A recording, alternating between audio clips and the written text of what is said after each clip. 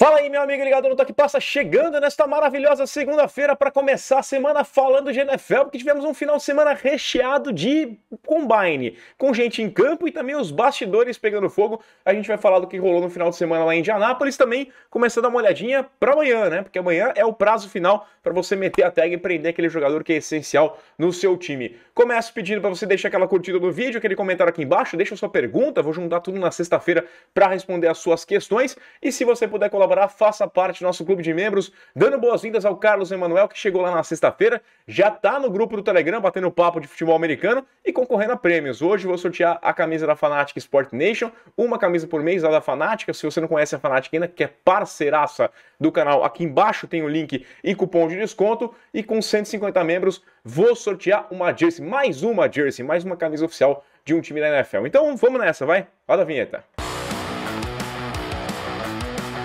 Começando, passando rapidamente aqui pela XFL, né? Porque tivemos alguns jogos interessantes no final de semana. Teve jogo ruim também, mas teve jogo interessante. E eu queria destacar aqui a vitória do Seattle Sea Dragons sobre o Vegas Vipers, né? Porque, cara, instantes finais ali, conexão maravilhosa do DiNucci, quarterback, com o Josh Gordon. Eu gosto muito do Josh Gordon, torço para que ele se dê bem. E tem feito bons jogos lá na XFL. Foi o herói dessa vitória da equipe do Seattle Sea Dragons contra os Vipers, que são o pior time, né? Os Vipers e o Orlando Guardians são os únicos dois times que ainda não venceram. Temos dois times invictos aí com 3 vitórias, o DC Defenders lá na divisão norte e no sul o Houston's Roughnecks. Então a XFL tá servindo aí pra gente matar um pouquinho a saudade do futebol americano. Vale a pena dar uma conferida na XFL.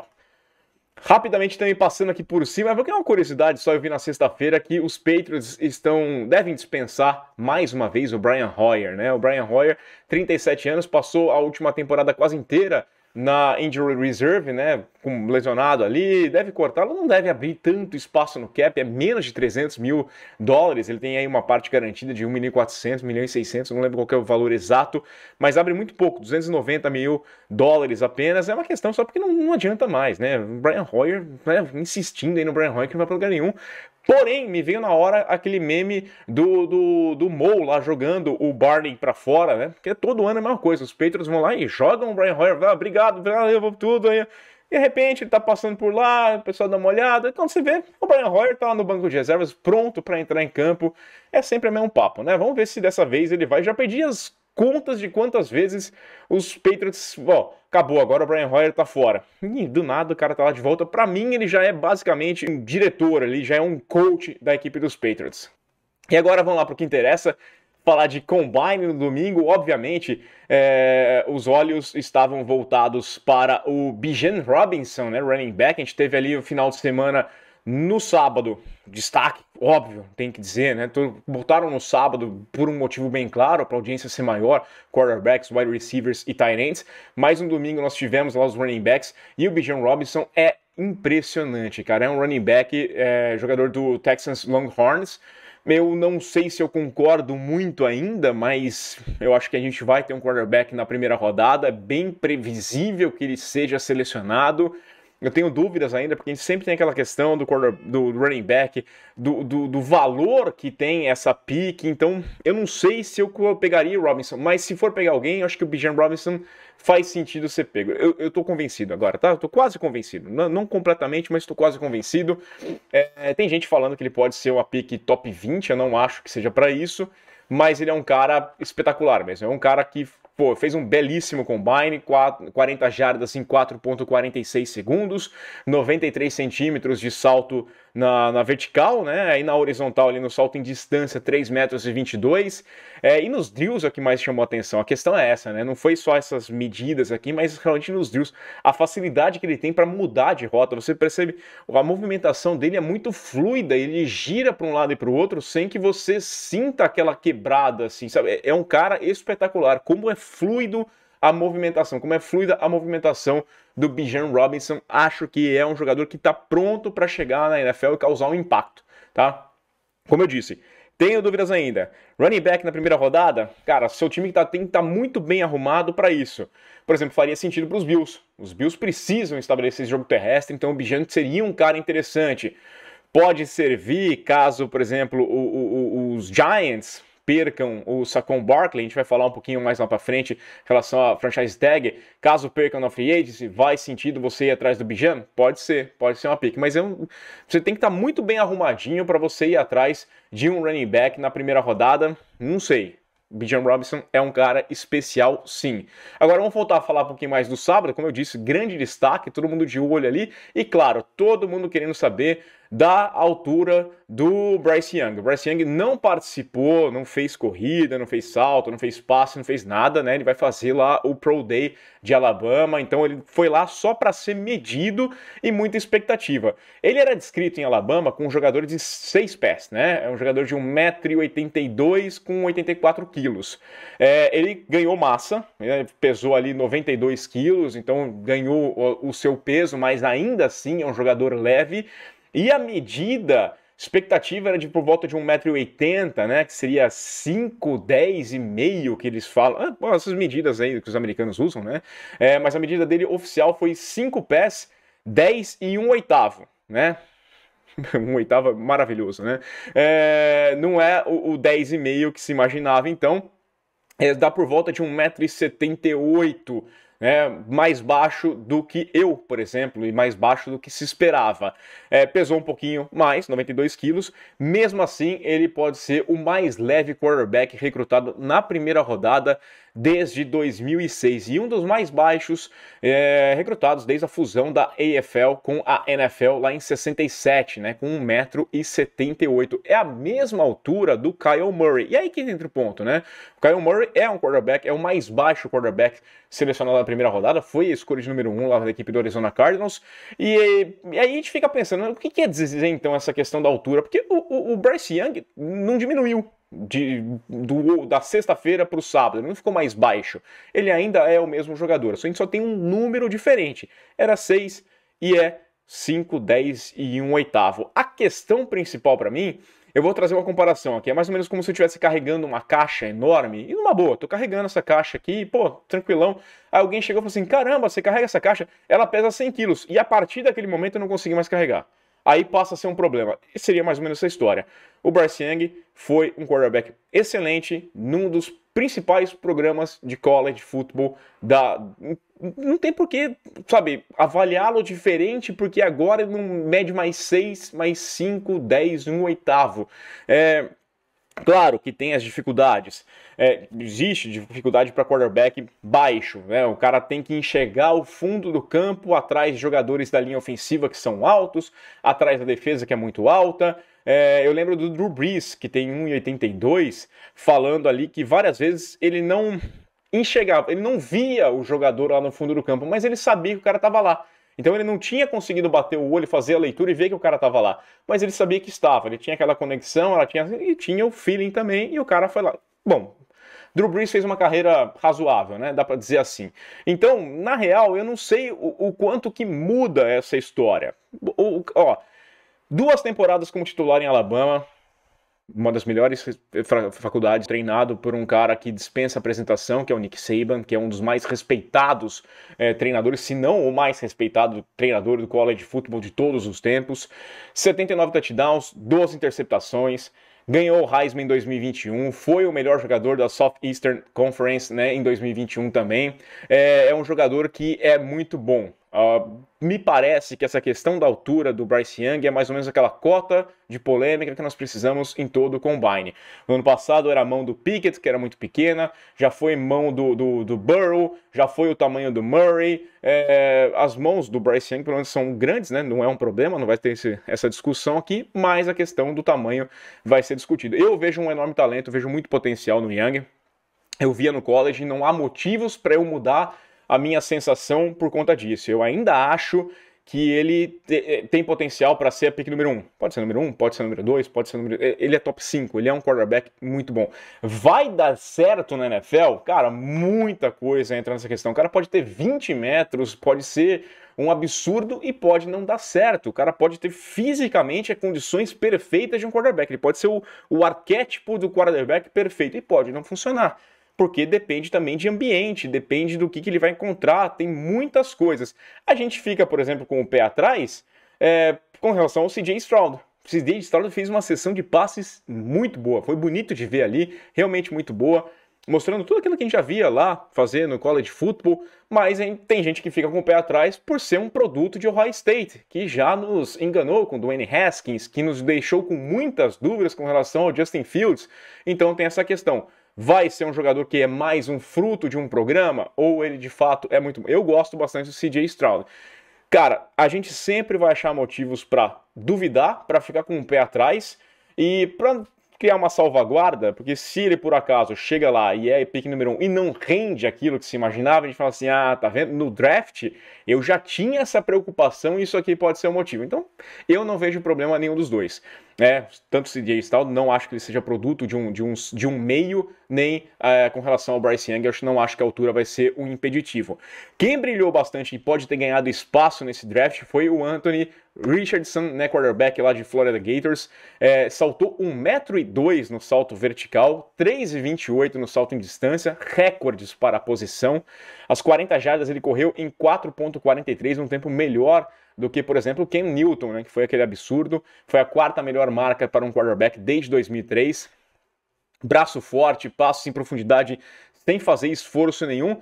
Mas a gente viu também algumas coisas que a gente tem destacado, né, que foi destacado ao longo da temporada, que é uma certa dificuldade naqueles passes para fora, sabe? Aquelas bolas no out, no fade, não é tão preciso assim. Mas o que é interessante é que, dependendo, isso é uma parte fundamental de você draftar quarterback. Dependendo do ambiente que ele cai, né, com o treinador que ele vai trabalhar, isso aqui pode ser trabalhado. Você evita esse tipo de situação numa primeira temporada, vai polindo esse jogador, vai melhorando esses... E aí você começa a usar. Não adianta você chegar, o cara tem dificuldade nisso, você chega no primeiro jogo, chama 5 bolas pra lá, 5 feitos, não vai dar certo, não vai funcionar. Aí vai falar, o cara não presta, o cara não serve, né? E vai pra trás e vai perdendo cada vez mais espaço. Então, cara, existem treinadores e treinadores, Trevor Lawrence tá aí pra falar, o Daniel Jones tá aí pra falar. Com quem você trabalha pode te ajudar bastante na sua carreira, isso é um ponto muito importante. Entre os recebedores eu gostei bastante, cara, do Jordan Addison, né, de USC, ele correu as 40 jardas em 4,49, eu sei que ele tem 1,80 m, ele é baixo, né, ele é leve demais para um wide receiver, ele tem mãos pequenas, mas eu gostei dos drills dele, cara, eu achei velocidade, agilidade, o jeito dele correr as rotas, ele me pareceu bem interessante, acho que vai ser um jogador que pode sair no primeiro dia, começo do segundo, fim do primeiro dia, começo do segundo, tem potencial para ganhar espaço. Essa é a minha previsão nesse momento do Jordan Addison, né? Vou acompanhar um pouquinho mais do que estão falando nos bastidores. Outro recebedor baixinho que gostei também foi o Zay Flowers, lá de Boston College, 1,76 m, né? Quase 1,76 m. 82 quilos, um pouquinho mais pesado que o Addison, corre mais do que notícia ruim, 4,42 foi o tempo dele nas 40 jardas, muita agilidade nos drills também, outro jogador que pode ganhar espaço.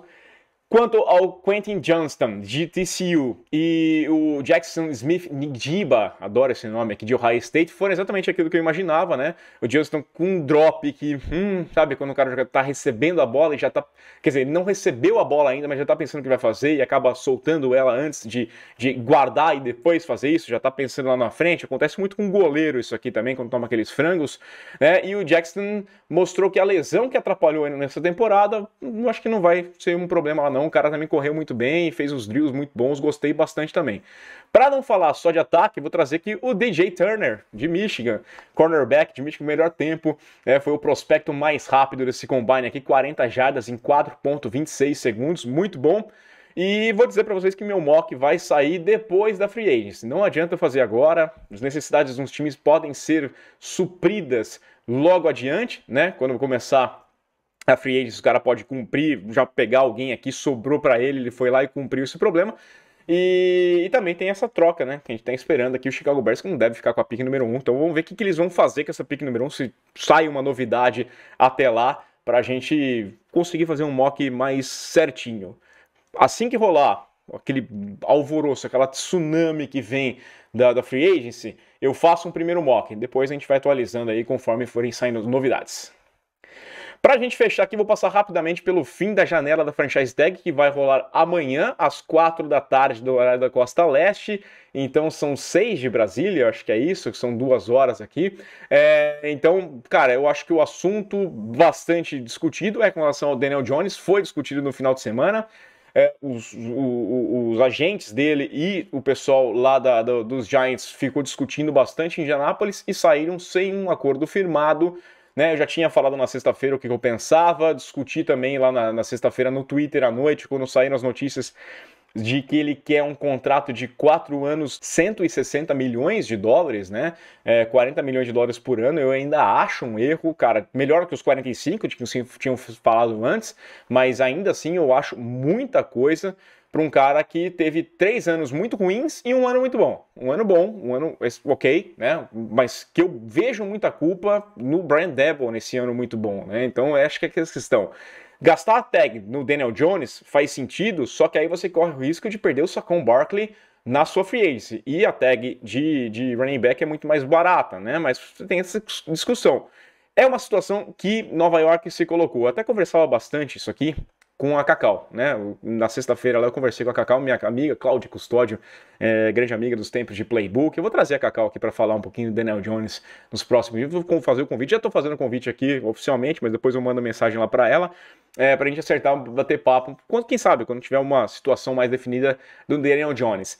Mas a minha questão é que é mais ou menos o que os Cowboys aconteceu com os Cowboys com o Dak Prescott, só que o Dak era um cara que me parecia mais interessante do que o Daniel Jones. Você ficou refém de um quarterback e aí você não sabe muito bem o que fazer. Não tem decisão correta para se fazer. Cara, tudo bem, acertar um contrato desse, 160 milhões, mas se você arrumar ele direitinho, o impacto de cap sendo menor nesse ano, pode te ajudar lá, se você tiver umas cláusulas para se livrar do cara lá para frente, pode ser uma coisa mais interessante. Ok, um contrato bem feito de 160 milhões faz sentido, mas eu, sinceramente, eu não tenho medo de perder o Daniel Jones na free agency. Eu não acho que tem uma fila de times atrás do Daniel Jones. Esse é um ponto. Eu vejo a liga inteira imaginando que o Daniel Jones fez um bom ano porque tinha lá o Brian Daboll arrumando as coisas para ele.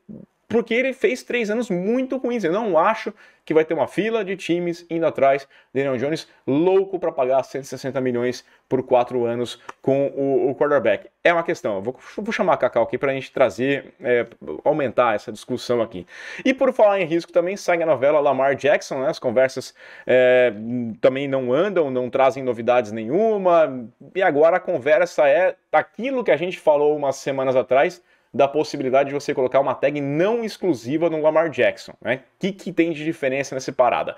Bom, a tag exclusiva, a não exclusiva, ela custa 32 milhões de dólares pro time, né? O cara ganha um contrato de 32 milhões de dólares e pode conversar com os outros times, né? Conversar com um, negocia com outro, com outro, com outro. Chegou uma proposta que lhe interessa, você leva para o seu time, no caso o Baltimore Ravens, e fala assim, cara, me ofereceram isso. Vocês querem igualar? Se vocês igualarem, ele vai ficar por aqui. E aí a gente assina um contrato longo. Se não igualar, aí o cara vai embora e o time que fez essa proposta tem que dar 2 escolhas de primeira rodada pelo jogador. Então, Baltimore teria essas 2 escolhas. Se você colocar tag exclusiva, só você pode negociar com ele e são 45, devem ficar por volta de 45 milhões de dólares, o contrato totalmente garantido neste ano. Contrato de 1 ano apenas. Lembrando que se for colocar uma segunda tag, o valor aumenta em 20%, fica mais complicado. A terceira basicamente é proibitivo, não tem como colocar, mas 2 anos você consegue colocar tag no jogador. Funciona, já aconteceu assim com o Kirk Cousins lá em Washington. Eu entenderia que colocar a tag não exclusiva seria uma boa, porque você pode chegar lá e falar assim, mano, você tá afim de um contrato 100% garantido, como você tá imaginando que deram pro Deshaun Watson? Vai lá, vê se alguém vai dar. Eu não acho, não vai rolar. Já falei aqui, os donos da equipe de Cleveland ficaram mal vistos dentro dos outros donos lá por conta do contrato 100% garantido. Neste momento, o contrato está garantindo, acho que são mais de 40 milhões de dólares ali. Eles estão tentando renegociar com o Deshaun Watson para transformar um pouco mais em signing bônus e jogar essa dívida lá para frente, abrindo um espaço de cap melhor nesse ano, e o que vai comprometer mais os outros anos, que já tem mais de 50 milhões de dólares garantidos nos outros anos. Então tudo vai ser negociado. Ano a ano, a equipe dos Browns eles pegaram um cara, mal usaram ele esse ano por conta da suspensão por 12 jogos, já tem que renegociar esse contrato porque já está ficando muito pesado lá para frente. Então é um problema grande para a equipe dos Browns. Não acho que a equipe dos Ravens vão fazer isso com o Lamar Jackson. Não acho que nenhum time vai fazer isso com o quarterback. Então tem essa situação. Pode rolar de você colocar não exclusiva, ele não encontrar nenhuma proposta e não querer assinar, porque falou assim, pô, se eu tivesse metido exclusivo eu ganhava 45 milhões, 32 eu não quero. Lembrando que o prazo para negociar um contrato mais longo é até dia 15 de julho. Então pode chegar no dia 14 e falar assim, ó, tá bom, eu assino a tag, quer dizer, não vou assinar a tag. Se vocês quiserem economizar, eu quero ganhar 45 garantido nesse ano, vamos fechar um contrato de um ano, 45 milhões e eu fico por aqui. Ou então pode não falar, às vezes sim, pode meter a tag também exclusiva, colocar 20, 45 milhões garantidos e o cara não querer assinar. Então tudo é um risco, é uma situação complicada, são conversas que a gente vai ter aqui. Amanhã vai ser um dia bastante agitado, eu espero a tag no Daniel Jones, eu espero a tag do Lamar Jackson, estamos falando que o Josh Jacobs deve receber tag também lá na equipe dos Raiders, e a gente vai vir aqui na quarta-feira de manhã para analisar todos os cenários. Quem sabe eu trago aqui a Cacau nos próximos dias para a gente conversar um pouquinho mais sobre Daniel Jones. Deixa a sua pergunta, se inscreva no canal, clica no sininho aqui embaixo e a gente volta. Aquele abraço!